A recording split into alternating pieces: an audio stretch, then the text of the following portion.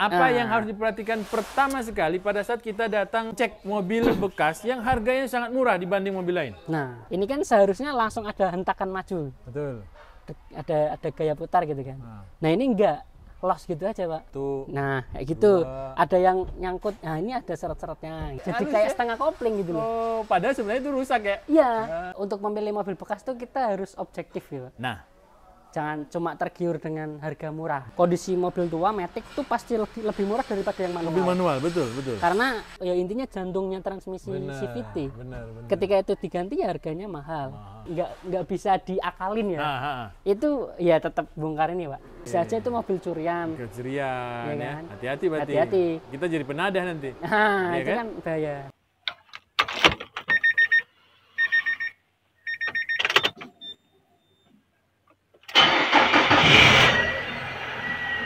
Assalamualaikum warahmatullahi wabarakatuh, Sobat AHPedia dimanapun berada. Bagaimana kabar Anda di siang hari ini? Alhamdulillah, siang hari yang cerah. Mudah-mudahan dalam keadaan sehat dan semua pekerjaan hari ini bisa terselesaikan. Tidak bosan-bosannya kami dari AHPedia, tepatnya di bengkel AH Motor, memberikan sharing ilmu yang bermanfaat untuk kita semua. Ya. Nah, di kali ini kita akan ngebahas tentang informasi harga mobil bekas. Di di online, di internet banyak sekali informasi mobil bekas dan harganya beda-beda dengan produk yang sama. Ada yang mahal, ada yang murah. Nah, bagaimana caranya mensiasati agar pada saat kita menemukan sebuah produk mobil yang harganya memang murah, tapi ternyata kendaraan tersebut layak untuk kita beli. Nah, ini kita sudah punya narasumber yang akan memberikan kita tambahan wawasan untuk mengetahui apa saja yang harus dicek pada saat kita membeli mobil yang harganya murah, tapi kualitas terjamin. Nah, ini dia, Mas Wawan. Selamat pagi, Pak Taufik. Selamat pagi. Ini siangnya Mas ya? Sore. Dia telat. Baik, Mas Wawan. Ya, Nah, ini tadi saya sudah buat pembuka nih. Pembukanya adalah penjualan mobil bekas itu terus ini ya, bergeliat ya. Oh ya, benar Pak. Rame itu Pak. Rame terus ya. Tidak ada matinya. Tidak ada matinya. Nah, di sana kan juga ada informasi-informasi harga mobil bekas yang ada mobil produk yang sama, satu tinggi, satu murah. Nah, gitu kan ya. Benar. Nah, kita ingin memberikan sharing ya. Oh ya. Sharing ilmu, pengalaman kita lah ya, pengalaman kita di bengkel ini yang akan kita bagi kepada Sobat AHPedia.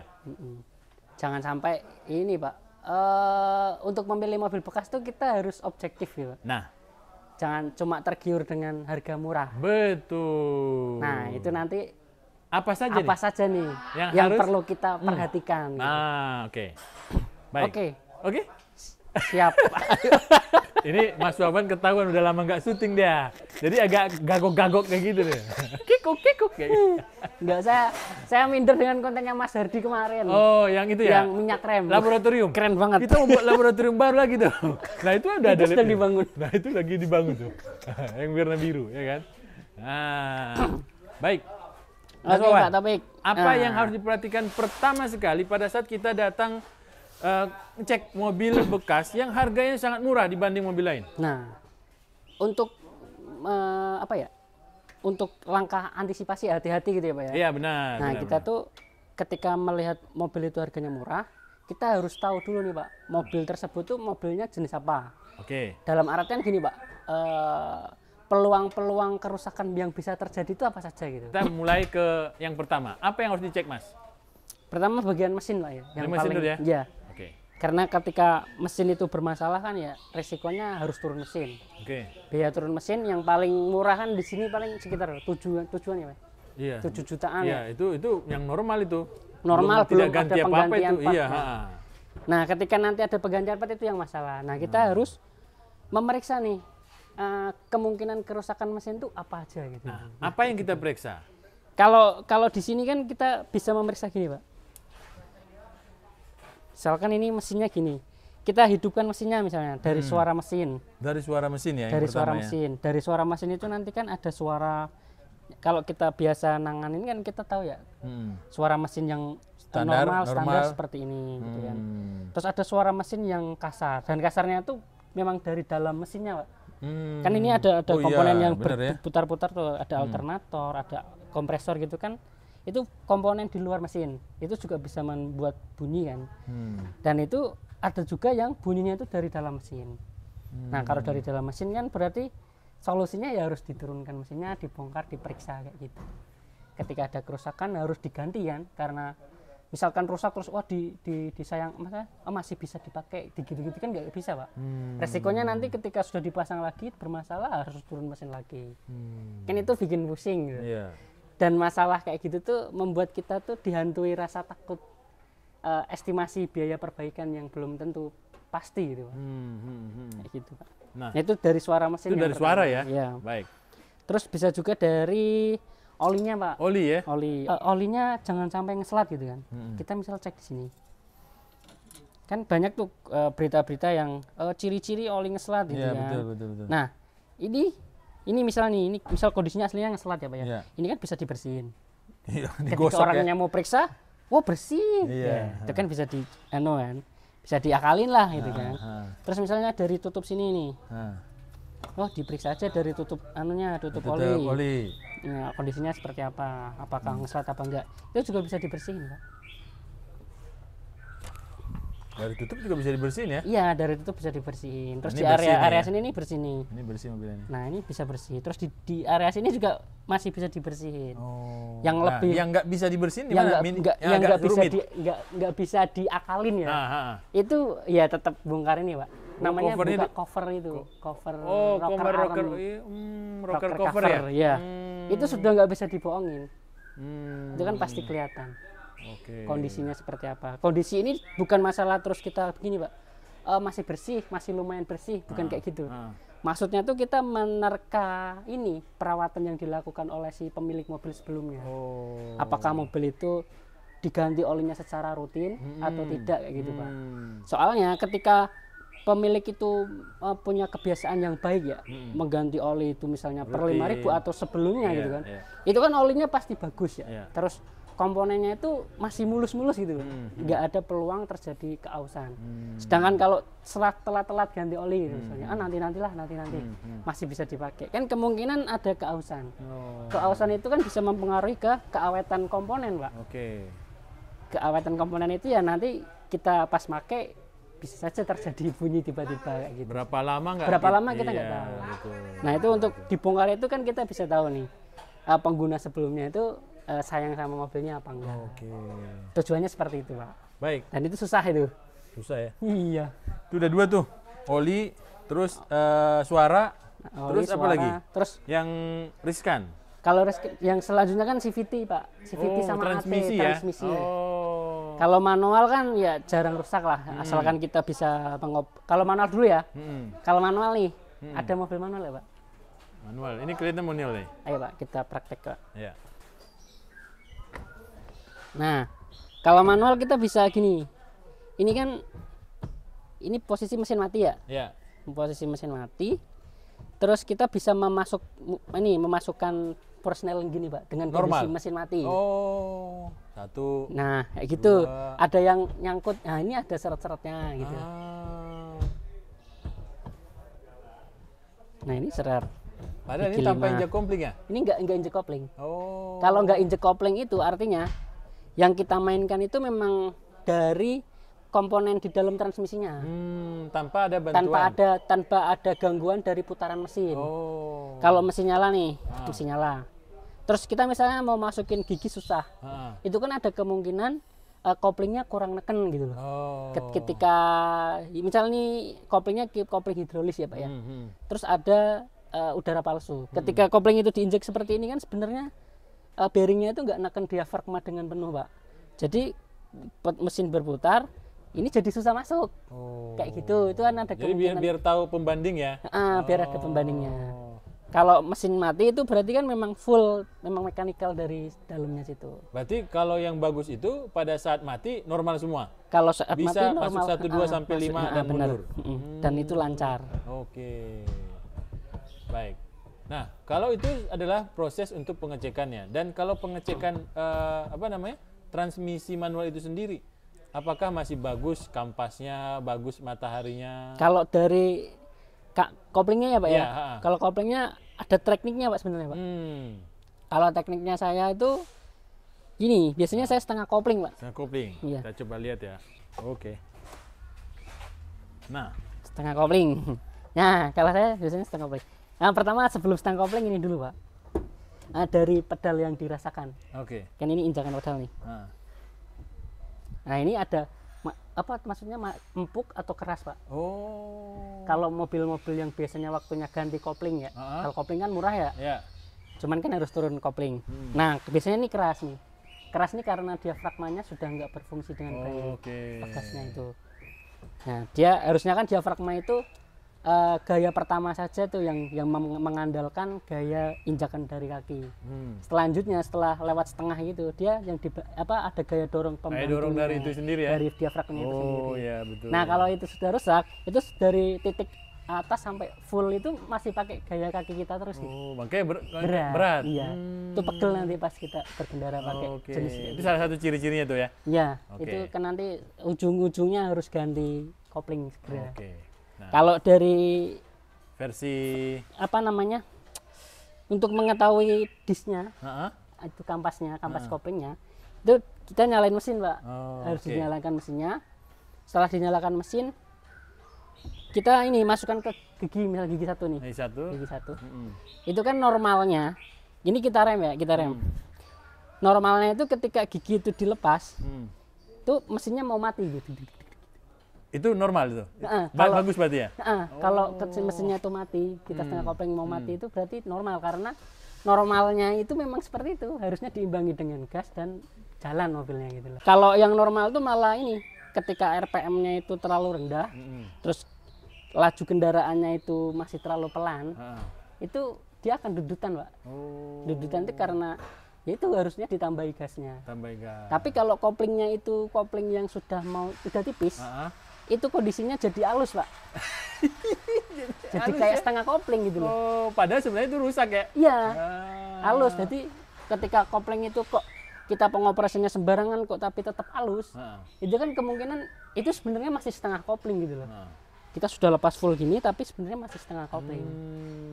Jadi kan dia nggak neken full gitu. Ujung-ujungnya selip. Ya, selipnya itu kan karena sudah aus itu Pak. Iya, betul. Nah, itu selip. Baik. Jadi kayak setelahnya istilahnya itu setengah kopling itu tadi. Jadi halus.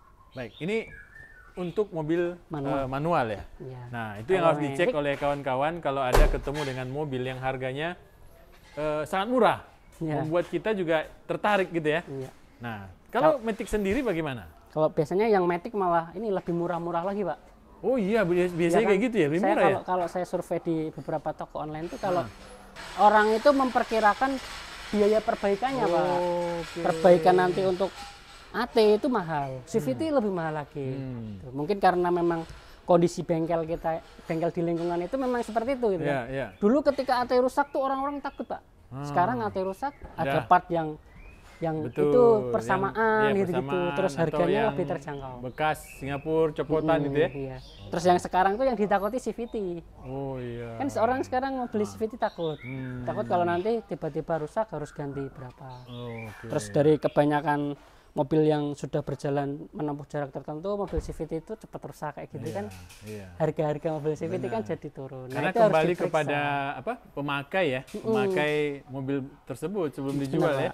Makanya kita harus jeli untuk mengetahui nih transmisi ini masih sehat apa enggak. Gitu. Nah, kita bisa periksa. Baik. Kalau di AT, apa yang diketahui oleh Sobat Apedia? Kalau di AT kita harus nunggu ini Pak, misalnya nih kita mau survei mobil tersebut gitu kan, kita bilang aja ke orangnya, Pak, sebelum saya datang mobilnya nggak usah dipanasi, yang pertama itu, jadi nanti kondisinya tuh pas dingin gitu. Saya mau cek ini. Saya mau cek Matic. Maticnya gitu kan. Baik. Jadi kondisi mesinnya masih dingin.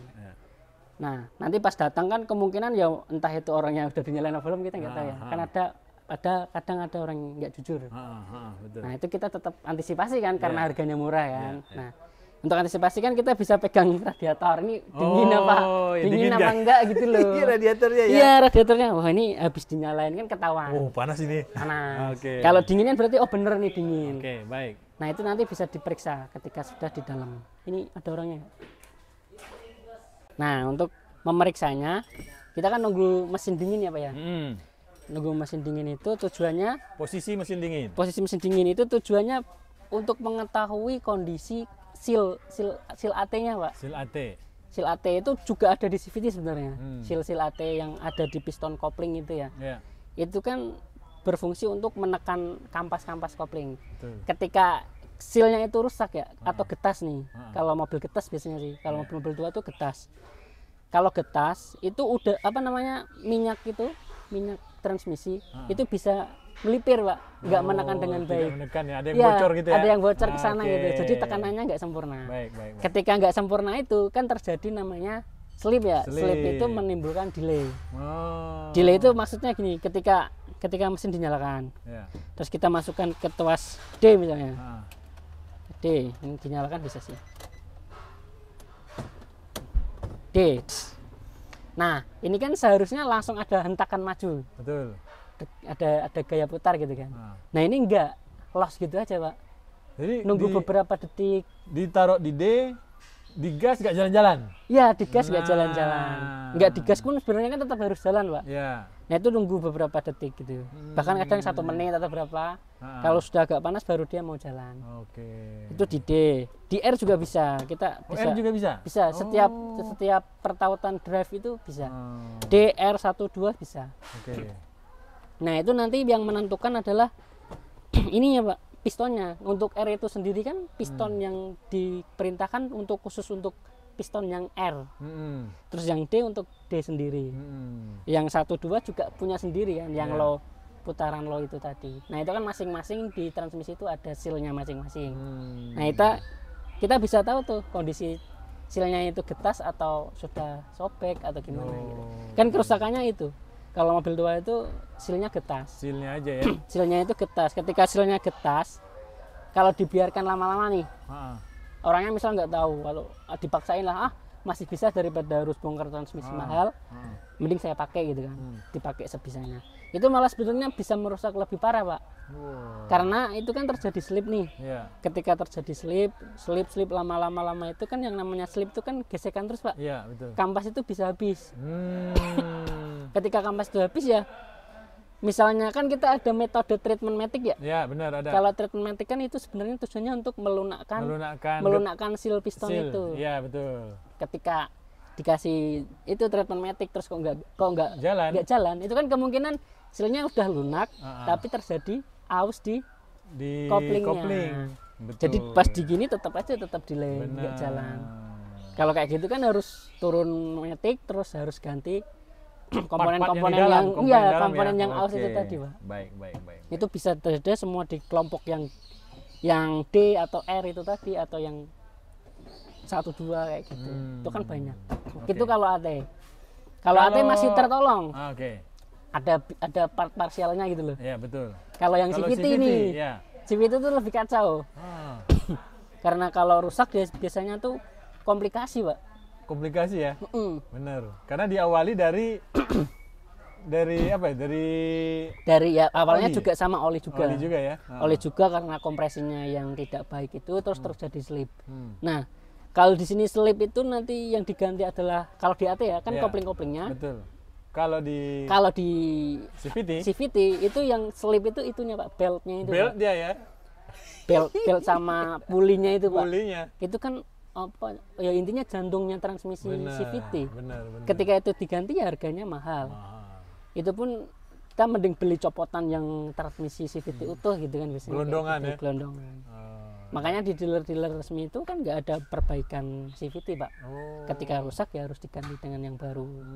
Karena mereka sudah memperhitungkan untuk biaya perbaikannya mungkin ya hampir sama dengan yang baru. Dan itu untuk transmisi matic ya, yang ada AT dan ada untuk CVT sebenarnya ngeceknya juga sama, Pak.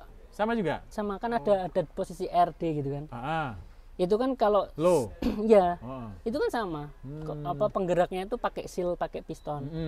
Cuman dia kan mekanikalnya tuh bukan gear, sun gear dan ya, kalau itu kan gear ya. Kalau di sana kan gear yang berputar terus ada di tengahnya, terus nanti rasionya itu berdasarkan gear. Betul. Kalau yang pulley, yang CVT itu pakai pulley. Nah, pulley itu ya kayak gitulah. Kayak motor. Sepeda. Yang naik turun gitu kan. Nah, nanti dia akan mengembang mengempis tergantung kebutuhan. Ya, betul. Baik. Kayak gitu. Ini udah 3 nih yang kita bahas nih ya. Ada 2 yang kita bahas. 3 ya. 3. Mesin, terus transmisi manual, transmisi matic. Nah, terus tadi kopling juga tuh. Kopling juga. Baik, yang di luar dari itu, kan itu tadi bagian-bagian pokoknya. Bagian lain ya. Bagian lain apa aja yang harus diperhatikan dengan harga murah yang ditawarkan oleh penjual? Nah, kalau yang mobilnya yang sudah tua banget, ini Pak yang diperhatikan itu body kayaknya. Body kan juga mahal perbaikannya. Iya. Terutama sih apa ya? Ya cat kropos ya. Kropos dan cat. Tapi kalau mobil yang usia meskipun tua, kan ini mobil tua ya. Tapi kan ini masih terlihat baru gitu kan. Kalau kropos sih kemungkinan enggak. Cuman tapi ada kan juga yang berpikir begini Mas ya. Yang penting mesin, transmisi aman, body bisa lah. Ya, nanti... tapi sebenarnya tuh. Iya kan? Ntar dulu. Nggak bisa, saya nggak ada lantai mobilnya. Oh iya ya. Maksudnya nggak ada lantai, bukan nggak ada lantai ya, maksudnya masalah cat, ya gitu loh, iya kan? Itu ini Pak, ngaruh ke harga jual nantinya Pak.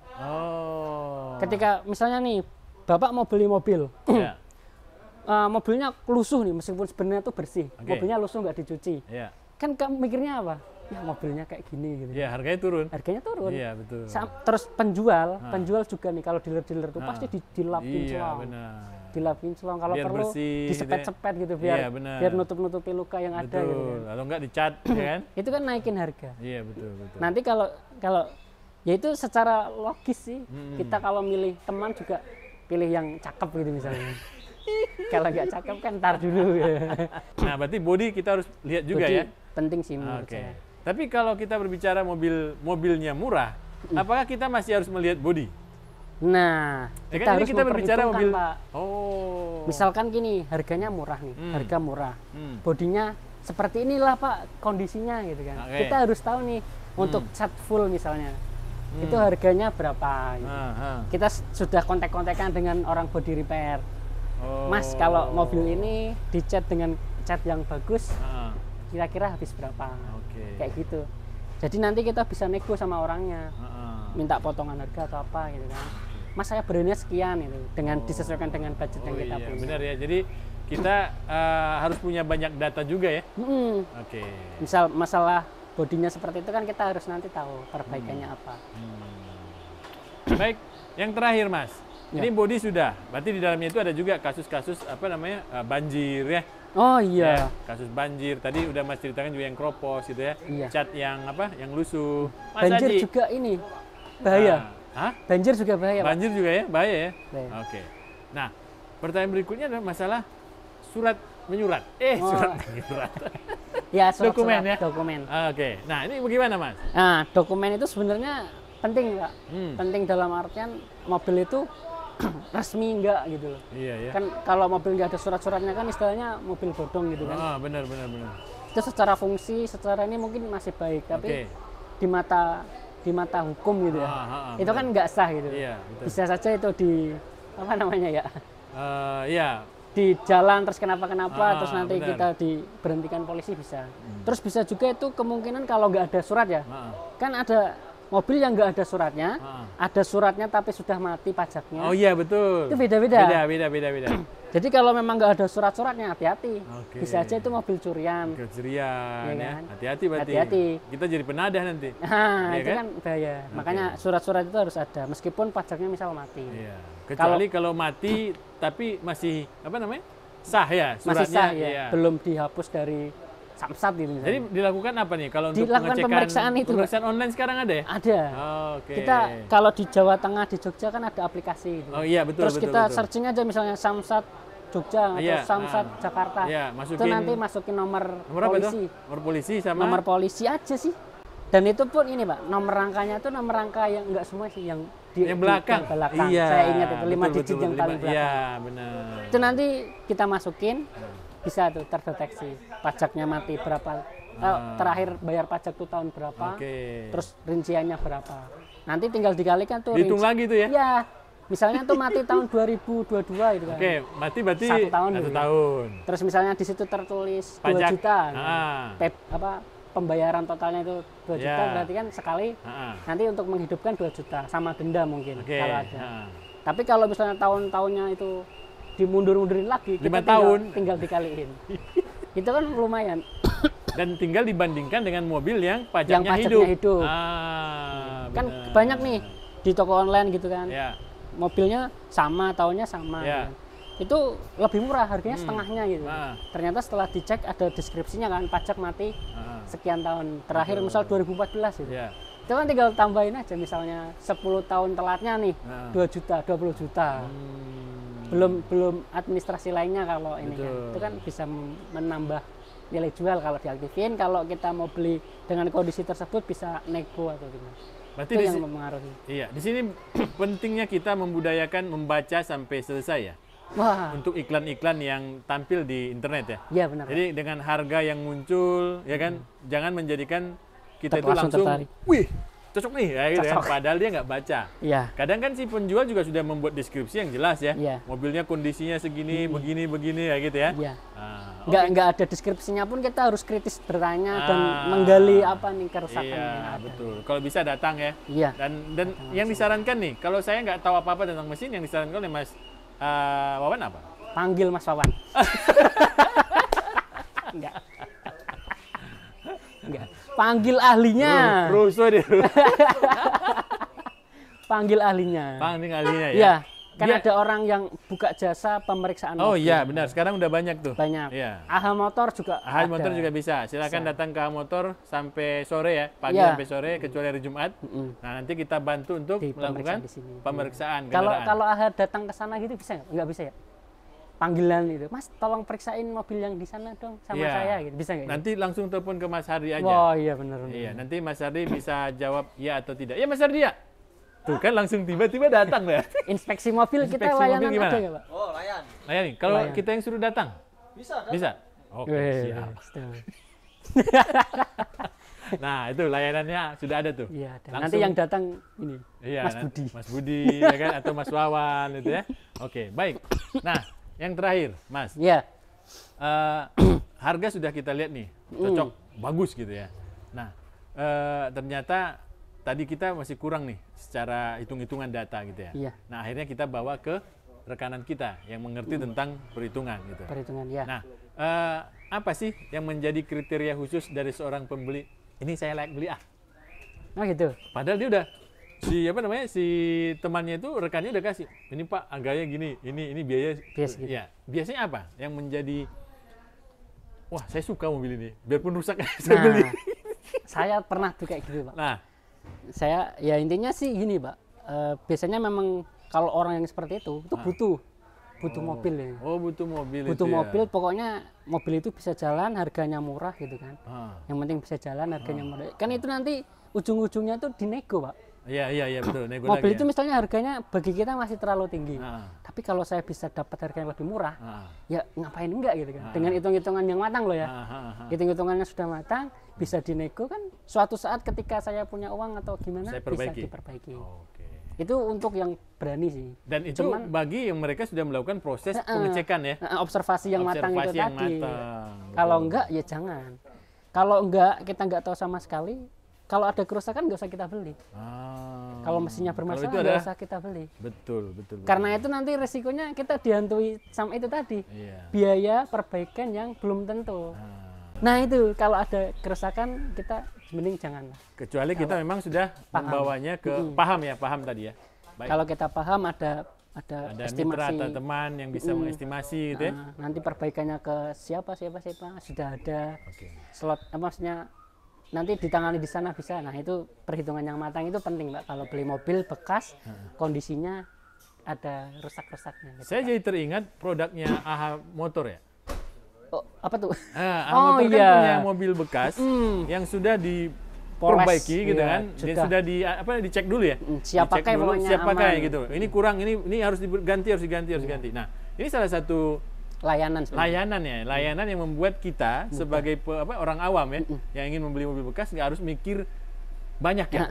Gimana hitung-hitungannya gitu ya. Tapi udah langsung dibereskan sama Mas Hardi dan meskipun kawan-kawan. harganya memang lebih tinggi mungkin. Iya, tapi kan harga tinggi itu sesuai dengan sesuai kondisi. Kondisi kan ya? Iya, makanya jangan tergiur harga yang lebih murah. Nah, itu tadi kan harus Nah, itulah kita harus objektif seperti itu. Oke, berarti kalau kita beli sesuatu produk, harga itu akan menentukan produk yang akan kita beli ya. Kualitasnya ya. Harga, rupa, biasanya seperti itu. Begitu. Tapi itu harus di cross check, Pak. Harus cross check.